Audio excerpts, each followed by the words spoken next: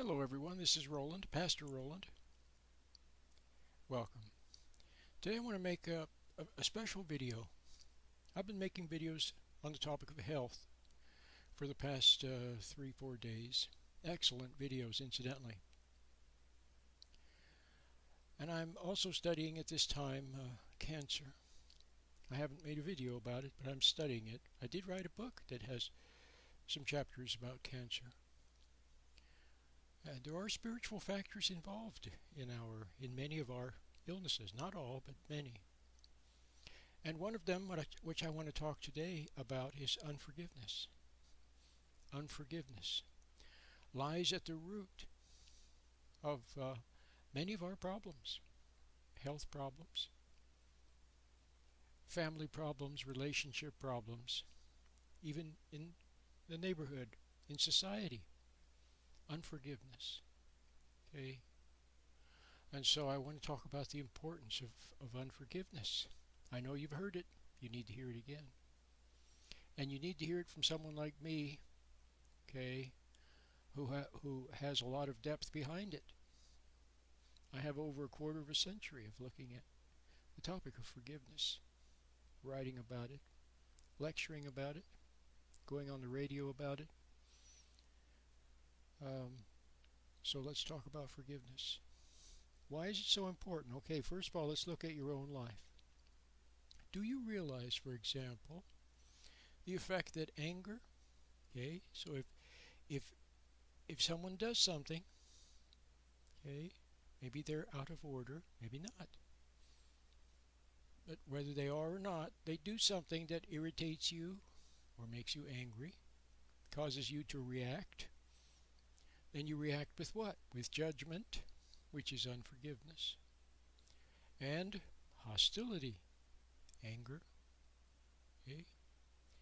Do you realize the effect that anger has on the delicate organs of your body, on your heart, your blood vessels, okay, your tummy when you get angry?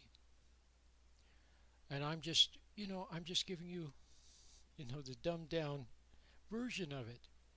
The effect of anger on your body is just unbelievable, reaching down to the capillaries, okay, to your delicate organs.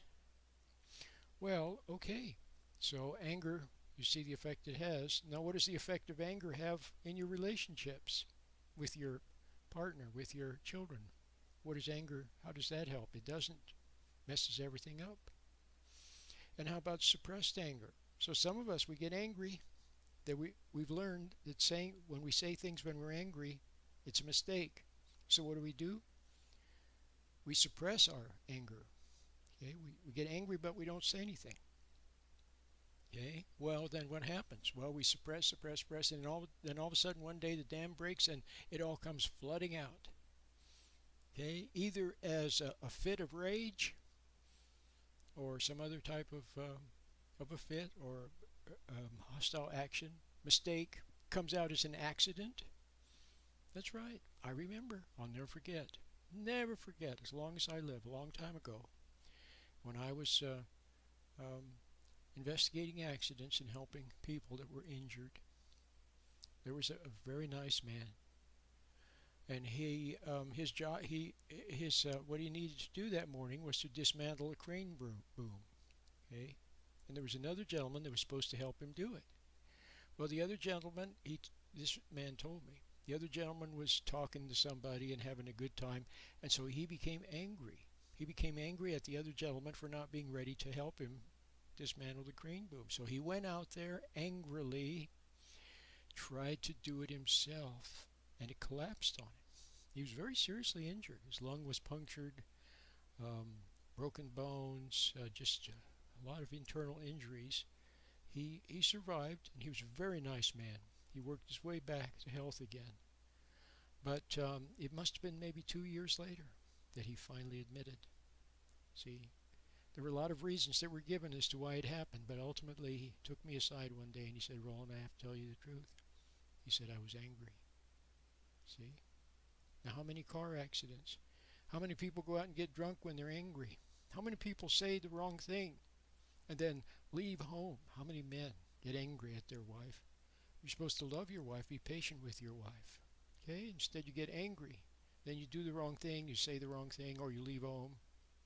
And a lot of people suppress their anger and suppress it, and they keel over one day with a heart attack.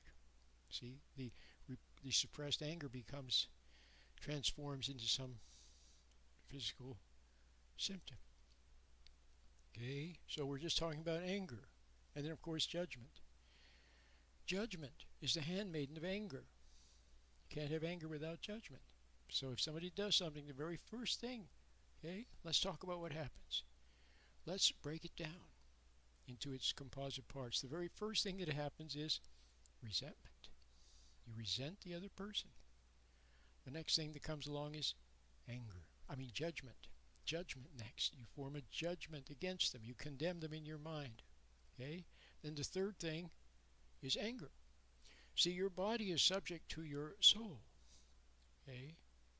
Now, if your soul were subject to the good authority, in other words, if your soul had found a bond with its Creator, with your parent spirit, with God, if your soul had that bond out of love, because you love what's right, see, you love what's good, you love what's true, and you searched and found your Creator, and then you had a bond with Him, a rapport with Him, then whatever anyone did could not rupture that rapport.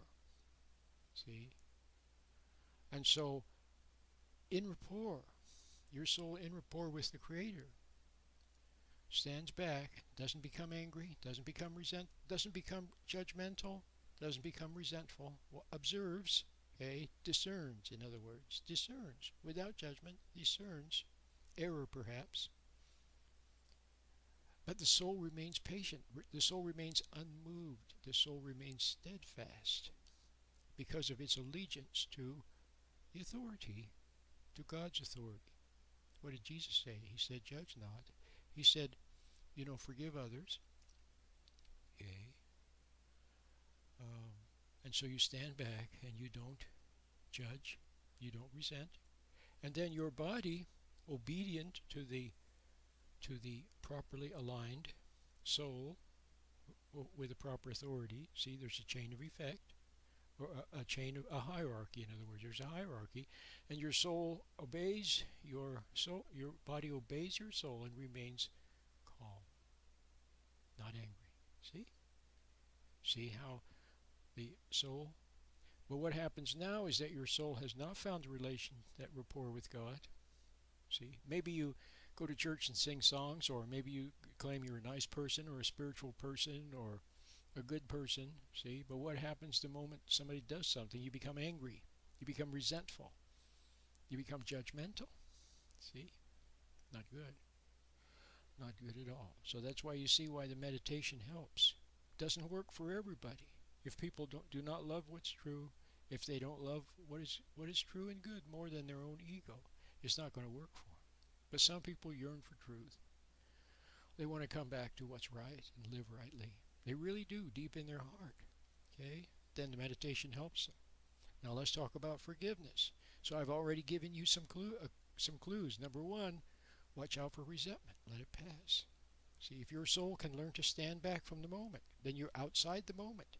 You're standing outside of the moment. You've taken a step back. And now instead of being pulled into the moment and reacting like an animal, you become angry at them, they become angry at you. See what I mean? Instead, you stand back and observe.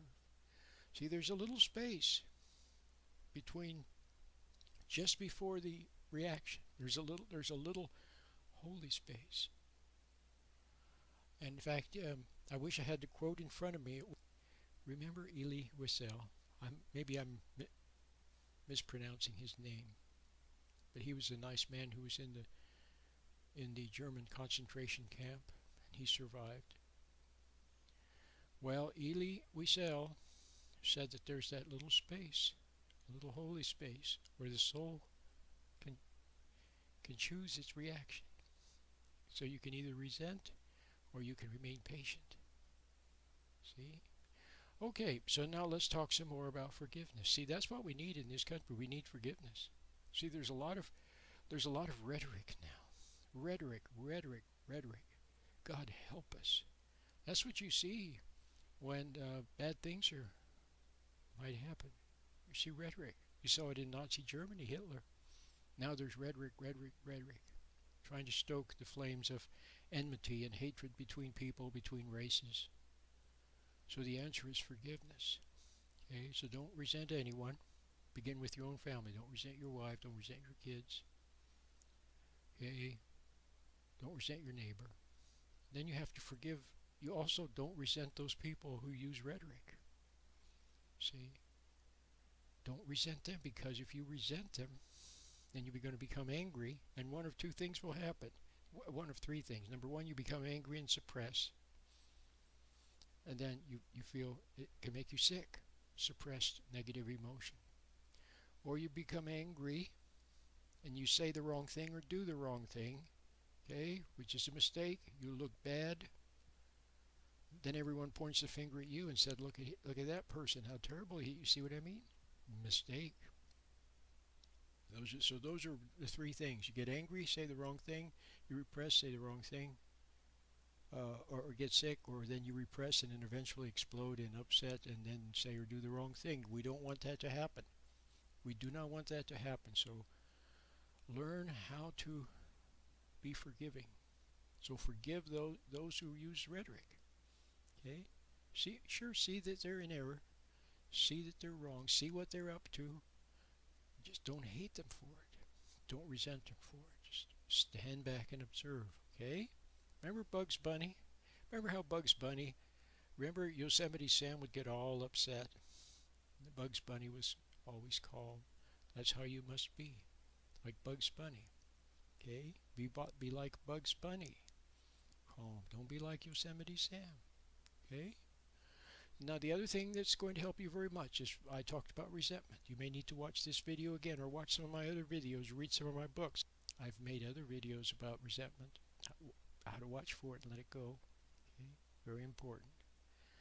And then, so there you have it.